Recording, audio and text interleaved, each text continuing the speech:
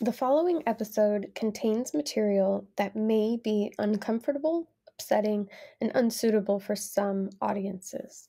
Listener discretion is advised. So this week is from my friends in New Orleans. Well, it's for everyone, but we're going to be heading back to the Big Easy as I tell you about one of the spookiest spaces that I have actually come across. Now, New Orleans, with its spooky history, famous residents from the past, and you know the ones I'm talking about because I've talked about them in previous episodes, and just that mysterious energy that swirls through the air. It's a history buffs premium destination. It's a paranormal buffs premium destination, and it's definitely one that's high on my list. Now, today's story is about a sultan, a stolen harem, and a mass murder that took place in the middle of town, or what was the middle of town at this time. When a man claiming to be a sultan randomly showed up looking for a home to live in, wild parties ensued every night until one night, after a storm ravaged through the area, the home was dark and silent. Now, it wasn't until the next day when a neighbor who was out for a walk found blood running from multiple places down the front steps and pooling in the middle of the street. When police arrived, they could not believe the scene that they discovered inside the home. Blood, of course, and hacked limbs strewn all over, and someone found buried in the garden. But who could have done something like this, and how? This is the tale of the spooky space that is the Gardette-LePretre mansion, aka the Sultan's house.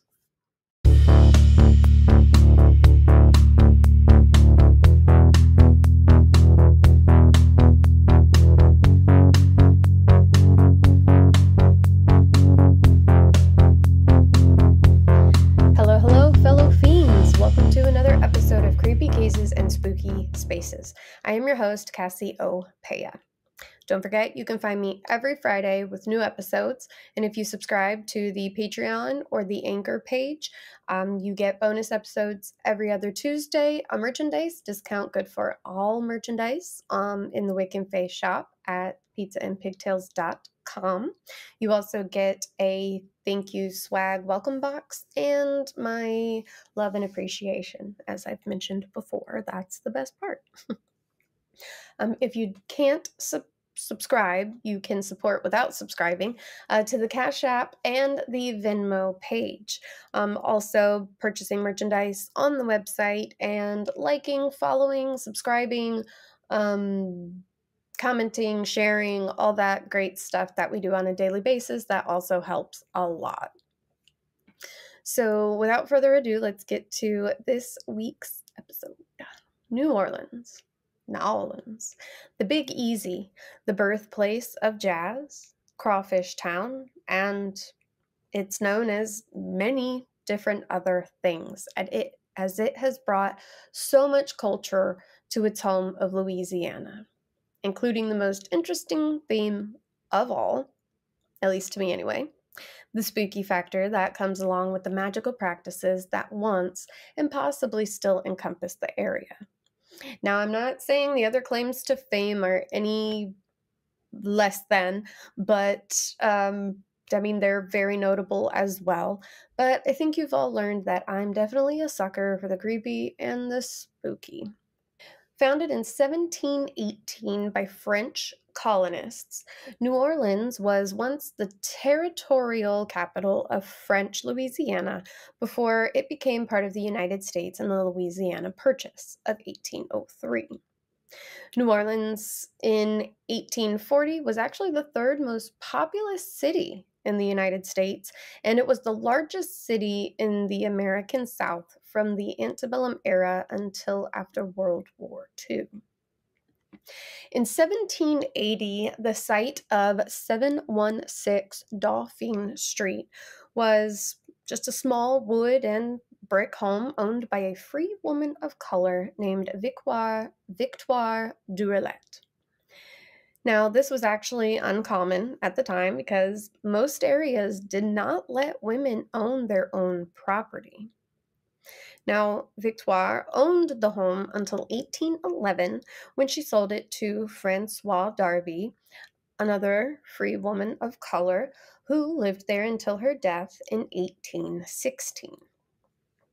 Now, I couldn't find much about the home during this time until 1835, when Philadelphia native and dentist by the name of Joseph Coulon Gardette purchased the property, demolished the home, which is kind of sad, but I get it, wanting to put something bigger and better to show how successful he was.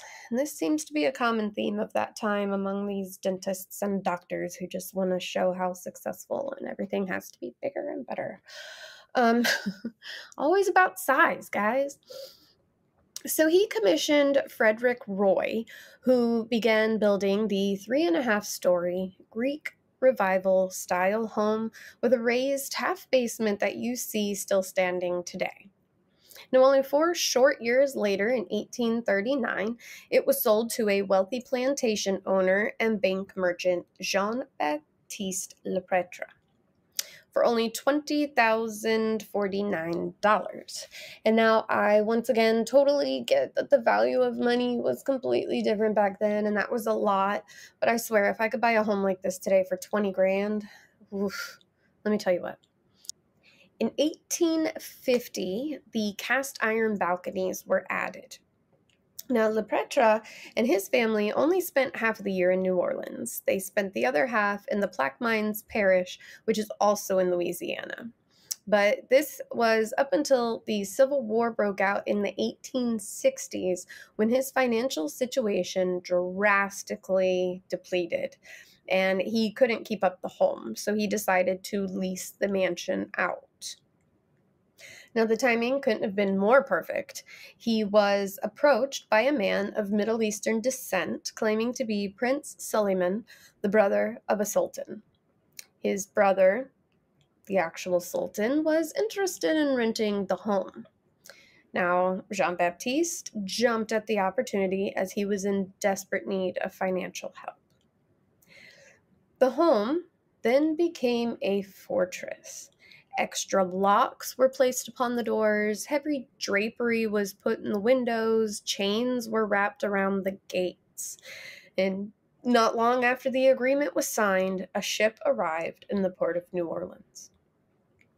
A harem of women dressed in the finest, most vibrant silks and satins emerged, followed by a number of eunuchs dressed in dark military clothing with bayonets. Then came the brother of the Sultan, then the Sultan himself. Beds, vases, portraits, rugs, and tons more furniture was carried behind in almost a parade, while the large group made their way to the home. Locals could do nothing but literally stand in awe around Jackson Square watching the procession. It wasn't long before the home became a hotspot of nighttime activity. Music, sounds of giggling women, chuckling men, the adult pleasures of life. The scent of opium and incense could also be caught in the air. It earned a mysterious reputation, provocative and private. The locals, at first, were a little put off that they never received any invitation to what seemed like some pretty lavish parties, nor were they allowed inside the home that would come to be called the Sultan's Palace. Even deliveries were to be left on the doorstep, while payment would then be found in their place later on. There were also a lot of rumors circulating that the Sultan's men would go out, kidnap young women, even those underage, to bring back and basically add them to the harem. Now, while this could be true, this could also be just some jealous city folk making things up to soil the reputation. Now, were the residents of the city right to be suspicious? Well, yes, and this was actually proven to be a justified feeling. You see, one evening, a storm took over the city. Everyone in the French Quarter took to their homes, dimmed their candles, closed the shutters, while the wind howled and the lightning cracked through the sky. Nothing could be heard over the storm. It would prove to be the perfect cover. Now, the story says the next morning, the day was crisp and blue, as if there hadn't been any kind of inclement weather. But there was an unusual sound coming from the palace, an eerie silence. Now, a neighbor was out taking a walk to enjoy the fresh air until he was stopped in his tracks upon noticing the familiar smell of iron rust. That smell we all know, that is blood. Now, it was then he noticed the crimson river oozing down from the upper floor of the home, trickling down the walls, down the front steps, out onto the driveway, and into the sidewalk and pooling in the street. Now, this was a lot of blood that he reported, so he called the police and they made their way into the home, finding one of the most disturbing discoveries they had ever seen: a vicious massacre. Everyone, and I mean every man, every woman, and even every child, had been flayed, decapitated, slashed to death, and even dismembered with bladed weapons. Body parts had been strewn all over the mansion, and the bodies were so badly mutilated that there was no way to tell what body part belonged to whom. Now, the police made their way through the home looking for anything they could find that would reveal a suspect or suspects, because no one single person could have done this on their own. Now, they came upon the courtyard where they found a fresh grave, the soil wet and muddy from the storm, with a hand, its fingers wide as if it was reaching for help, sticking out of it. A sign next to it reading, "This is what happens to traitors." It was found the man was buried alive and died in the process of trying to dig himself free. They also found that the man was the Sultan, or who they thought was the Sultan. They found out that this was actually Prince Suleiman, the brother of the real Sultan, who had recently been banished and stripped of his title. Now, he had escaped to New Orleans after stealing the real Sultan's harem and possessions.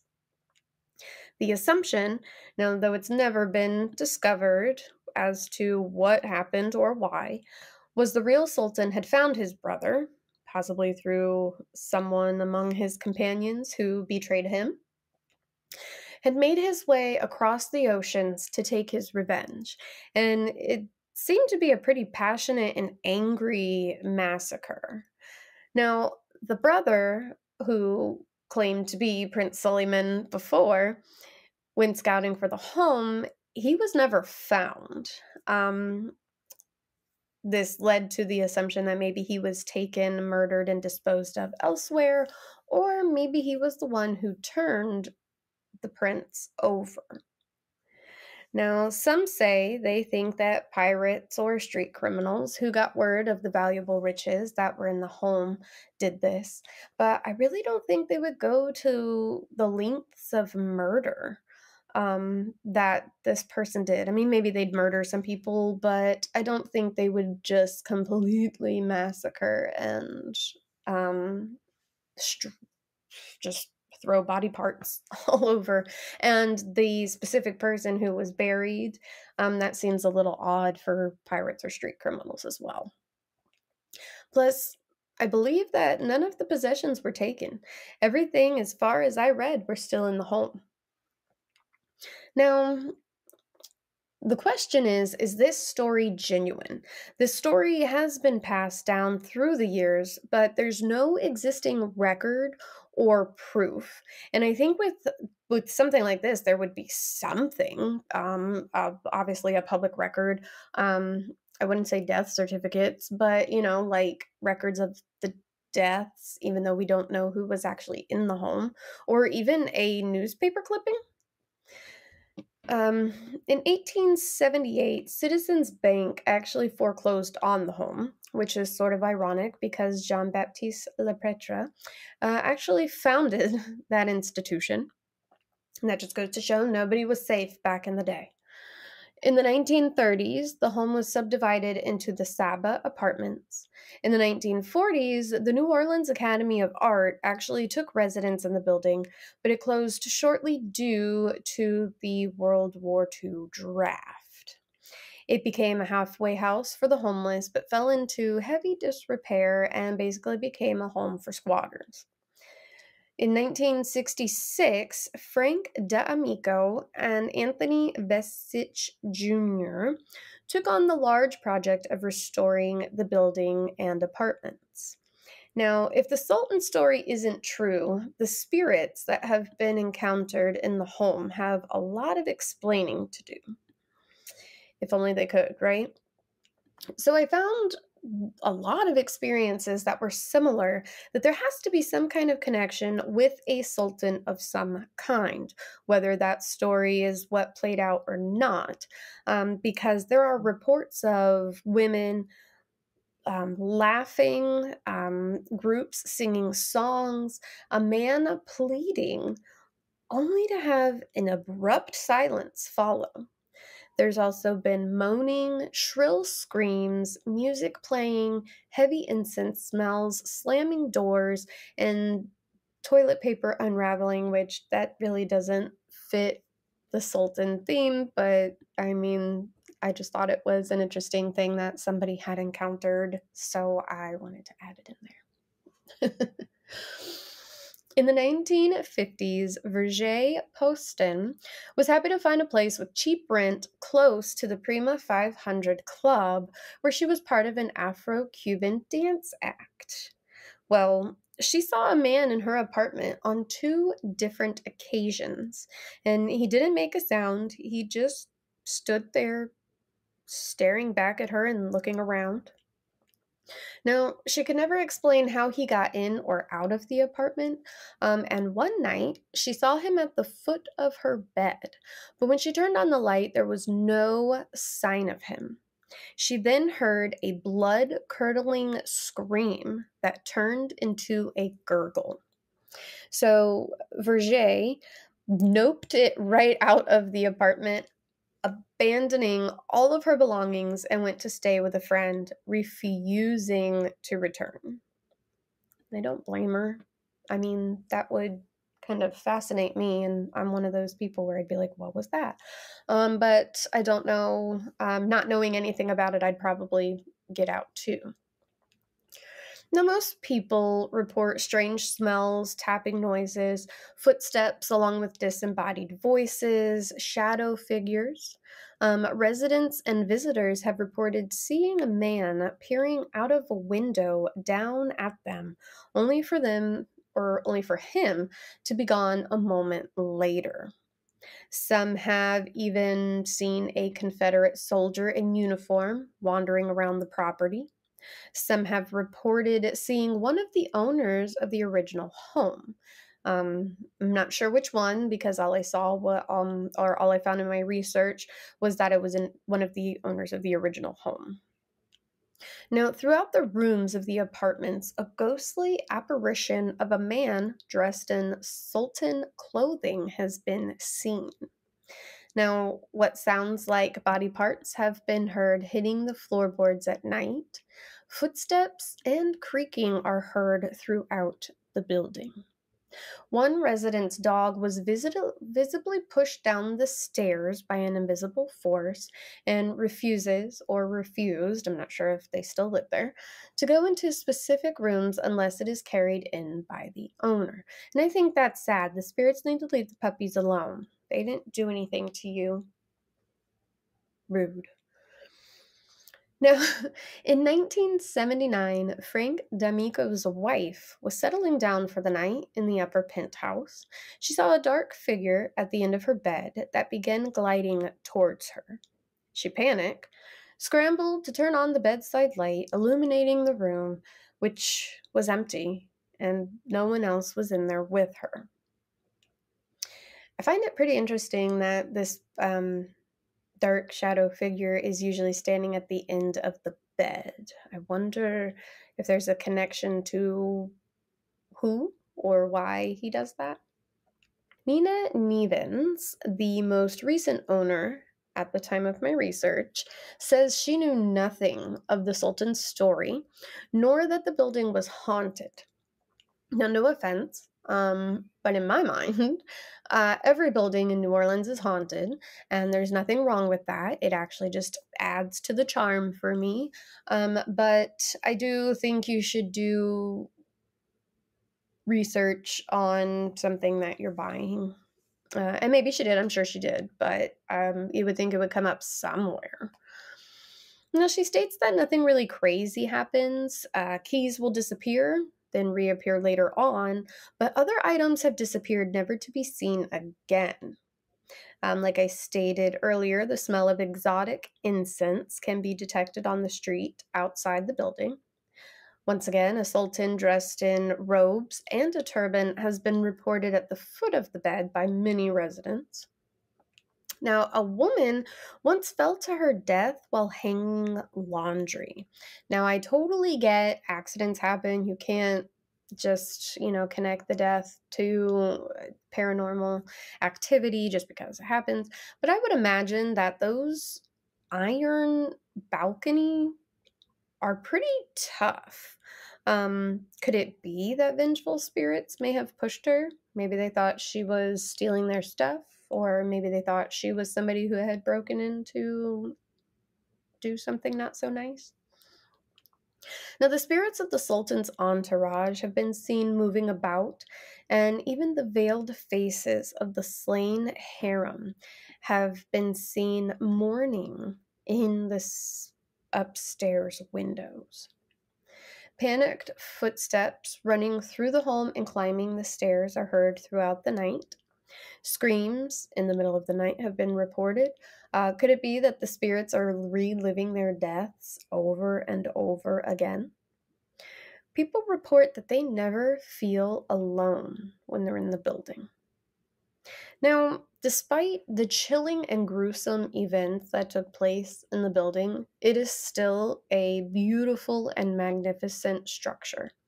If you do happen to go and take a trip to visit, please keep in mind that it is a residential building and to respect those who live there.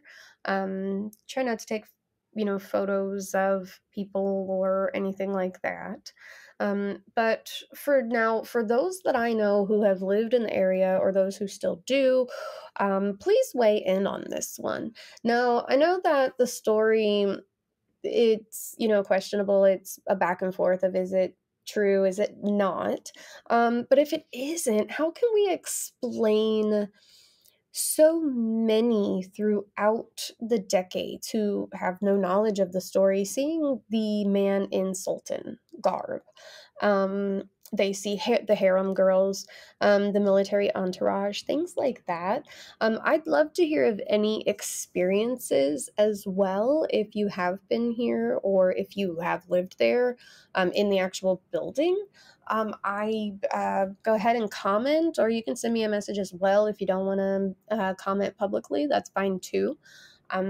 But until next crime, I will see you later. You've been listening to Creepy Cases and Spooky Spaces, a Pizza and Pigtails production. Created and hosted by Cassie Opea. All episodes researched, written, and edited by yours truly.